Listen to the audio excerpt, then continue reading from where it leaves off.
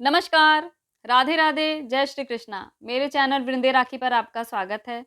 आज हम इस वीडियो में चर्चा करेंगे कि व्रतों को करने से क्या होता है, त्योहार मनाने से क्या होता है और जो तिथियों के बारे में शास्त्रों में बताया गया है उस अनुसार उन तिथियों को कर्म करने से क्या होता है। तो ये सारी बातें हम इस वीडियो में करेंगे और हमें ये सब चीज़ें क्यों करनी चाहिए।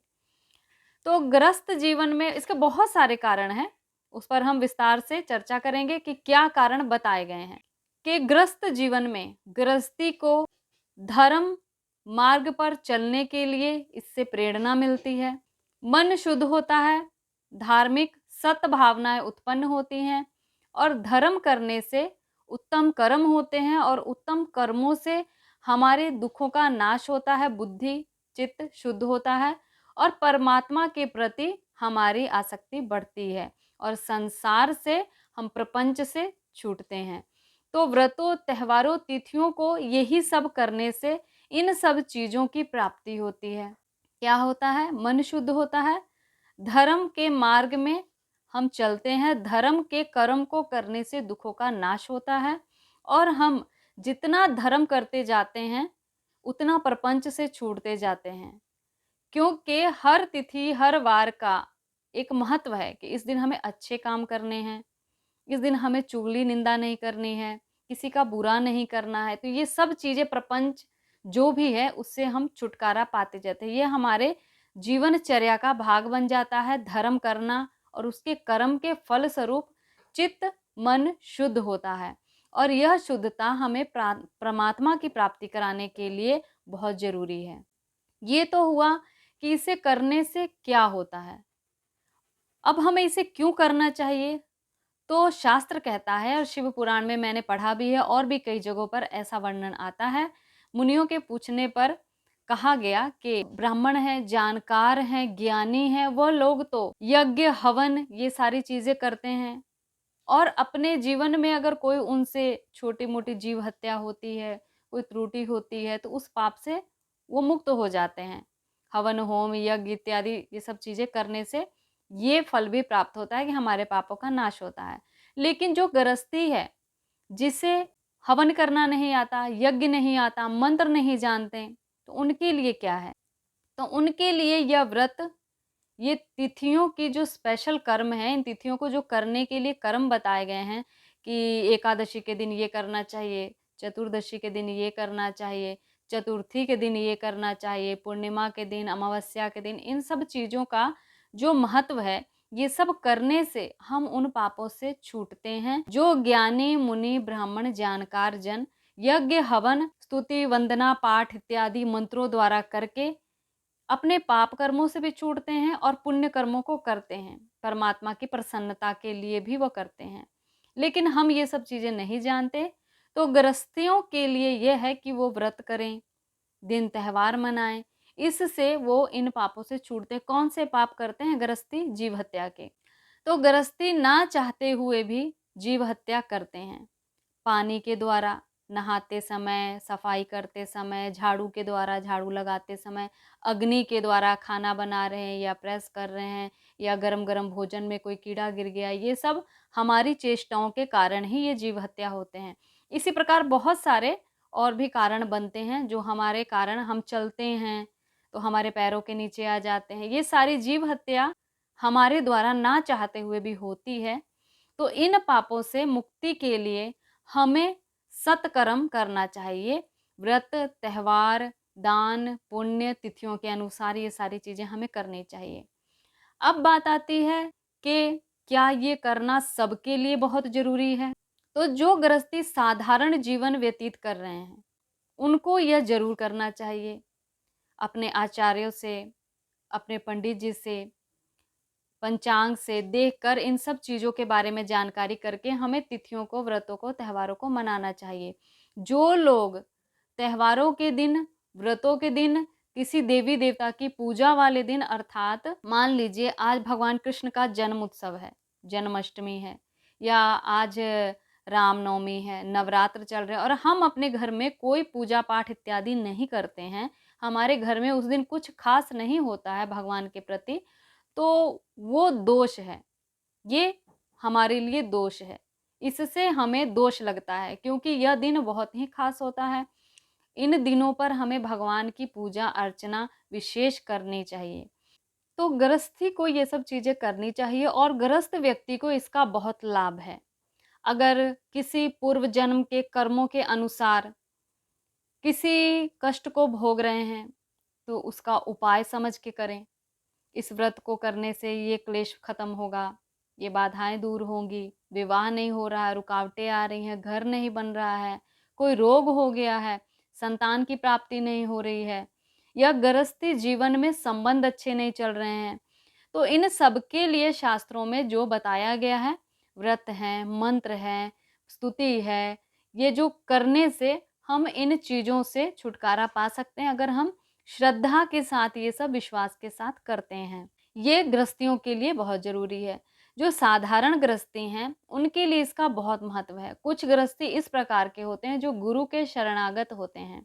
वो अपनी गुरु परंपरा के अनुसार ही भक्ति करते हैं भगवान की, दिनचर्या करते हैं।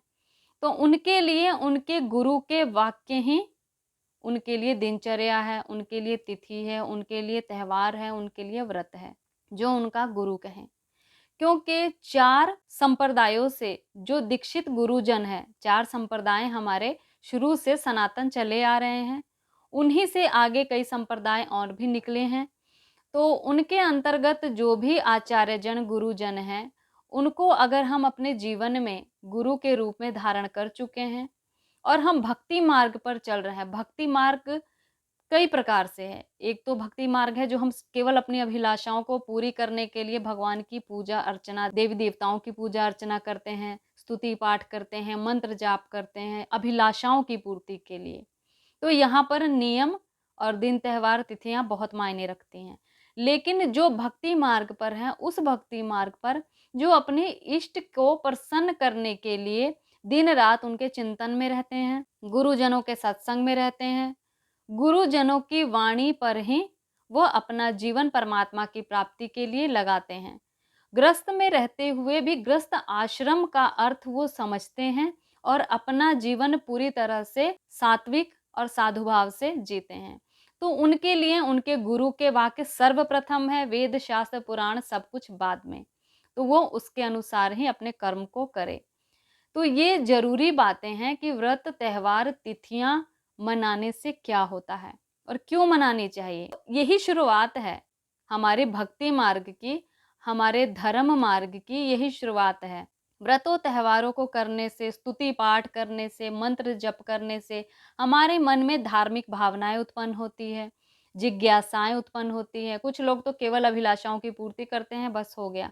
भगवान श्री कृष्ण गीता में कहते हैं कि जो लोग भी देवी देवताओं की पूजा करते हैं अपनी इच्छाओं की पूर्ति के लिए, तो वो जिस देवी देवता की पूजा कर रहे हैं, वो उनसे अपनी इच्छाओं की पूर्ति करवा सकते हैं।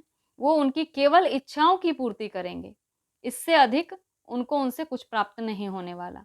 लेकिन जो सीधे मेरी शरण में आता है, भगवान कृष्ण गीता में कह रहे हैं कि जो सीधे मेरी शरण में आता है उसका कल्याण हो जाता है। आप स्वयं सोच सकते हैं कि हम प्रधानमंत्री से सीधे मिल सकते हैं, तो हम उनके नीचे के मंत्रियों से पहले क्यों मिलें? जब हमारे पास सीधा रास्ता है कि हम प्रधानमंत्री के कक्ष में जा सकते हैं, उनसे सीधा मिल सकते हैं, बातचीत कर सकते हैं, अपनी समस्या बता सकते हैं, उनके शरणागत हो सकते हैं। ना हमारे पास कोई समस्या रह जाएगी, जो प्रधानमंत्री के पास जाने आने लगेगा तो उसके पास क्या समस्या रह जाएगी? किसी मंत्री की भी आवश्यकता नहीं रहेगी। तो भगवान ने इसीलिए कहा है कि तुम जिस देवी देवताओं की भी पूजा करो, वो तुम्हारी अभिलाषाओं की पूर्ति कर सकते हैं, तुम्हारे पूजन से, तुम्हारे व्रत इत्यादि से, लेकिन तुम सीधे मेरी शरण में आओ, तो तुम्हारा कल्याण होगा। तो अगर कोई सीधे भगवान के शरण में जा चुका है, जो अभी अपनी अभिलाषाओं की पूर्ति के लिए नहीं गया है, वो इसलिए गया है क्योंकि उसे परमात्मा चाहिए, उसका मन उसी में लगा हुआ है, तो फिर उसके लिए उसके गुरु के वाक्य ही सर्वप्रथम है, बाकी सारे नियम पीछे। तो आज हमने बात की कि व्रत, त्योहार, पूजा पाठ, तिथियों को करने से, मनाने से क्या होता है। तो ये सब चीज़ें हमें करनी चाहिए। गृहस्थ जीवन में सबसे शुरुआती लक्षण यही है हमारे जीवन में धर्म का आने का। हमारा चित्त शुद्ध होने का एक मार्ग है। और जिसके जीवन में गुरु नहीं है तो वो भगवान से प्रार्थना करें उनके जीवन में गुरु का साक्षात्कार हो, उनका कल्याण हो, क्योंकि गुरु के बिना किसी की भी गति नहीं हो सकती है। आप जानते होंगे कि बहुत बड़े-बड़े महान संत, महात्मा, मुनि, भक्त हुए हैं। इन सबके जीवन में कोई न कोई गुरु था। ये बहुत बड़े भक्त हुए फिर भी ये गुरु की तलाश में रहते थे। मीरा कितनी बड़ी भक्त थी, फिर भी वो गुरु के पास गई, गुरु से नाम दीक्षा ली उन्होंने। तो इसी प्रकार बहुत सारे साधु संत हैं जो संप्रदायों को चला रहे हैं। उन सबके कोई न कोई गुरु है जो संप्रदायों के अंतर्गत भी आते हैं और वो सब किसी न किसी गुरु से ही जुड़कर अपने धर्म मार्ग पर चलते हैं। तो आचार्यों की कृपा से, गुरु की कृपा से सब कुछ संभव है और गृहस्थों को हर दिन वार तिथियों को मनाना चाहिए। इससे उनके जीवन में धर्म रहता है, धर्म उनके जीवन में कायम रहता है।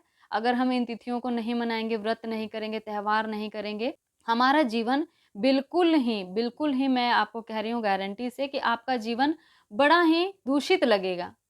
आप दिवाली है, दिवाली ना मनाएँ, दशहरा है, दशहरा ना मनाएँ, नवरात्रि है, नवरात्रि ना करें, कोई कुछ ना करे, भगवान का पूजन ना करें, तो आपका जीवन और जो ये सब करते हैं, उनके जीवन में अंतर देखिए, उनमें अधिक आनंद है या आप में अधिक आनंद है। तो इन सब चीज़ों को करना चाहिए, इन सब चीज़ों से हमारा मन, चित्त सब शुद्ध होता है, हमारे जीवन के जो विकार हैं, वो समाप्त होते हैं और हमारे जीवन की कठिनाइयाँ दूर होती हैं। जो कठिनाइयाँ हम अपने प्रयास से दूर नहीं कर सकते हैं, मेहनत करके भी नहीं कर सकते हैं, सब कुछ करके नहीं कर सकते हैं, लेकिन अगर हम इन सब चीज़ों का आश्रय लें और अपने कर्म को करें, तो हमें सफलता प्राप्त होती है। तो आज हमने चर्चा की व्रत, त्योहार और तिथियों पर कि हमें क्यों करना चाहिए, इसे करने से क्या होता है, करना चाहिए या नहीं करना चाहिए। तो अपनी प्रतिक्रिया या राय देने के लिए कमेंट ज़रूर करिएगा या कमेंट बॉक्स में राधे-राधे या जय श्री कृष्णा ज़रूर लिखिएगा। तो तब तक के लिए नमस्कार।